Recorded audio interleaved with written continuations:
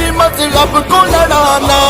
کمزور کو دبا کے ان پہ ظلم ڈھانا، فرعونی۔ السلام علیکم جی دوستو، آپ سب کو پتہ ہوگا کہ حضرت مولانا مفتی کلیم صدیقی حفظہ اللہ کے ساتھ جو معاملہ پیش آیا ہے آپ سب کو پتہ ہوگا، سوشل میڈیا اور اسی طرح میڈیا پہ کافی وائرل ہے۔ لیکن ایک اور اہم اور ضروری بات جو میں بتانے جا رہا ہوں وہ یہ ہے کہ حضرت مولانا کلیم صدیقی حفظہ اللہ کی وجہ سے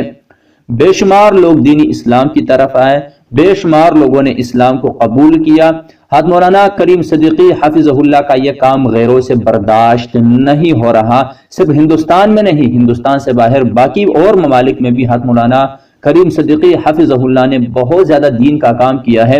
جس کو غیر دیکھ کر دنگ رہ گئے اور حیران رہ گئے کہ حضرت مولانا کلیم صدیقی حفظہ اللہ کتنا زیادہ کام کر رہے ہیں۔ اور مودی سرکار یہ چاہتا ہے کہ ڈاکٹر ذاکر نائک کی طرح حضرت مولانا کلیم صدیقی حفظہ اللہ پر بھی مکمل پابندی عائد کی جائے، تو اس لیے علماء سے گزارش یہ ہے، جو علماء ہیں، کہ اللہ کے لیے سب مل کے آواز اٹھائے، انشاءاللہ تعالیٰ پھر کام خیر خیرت سے ہوگا۔ اللہ تعالیٰ تمام علماء کی حفاظت فرمائے، اور اللہ تعالیٰ اس طرح علماء کو تادیر ہمارے سروں پر ان کا سایہ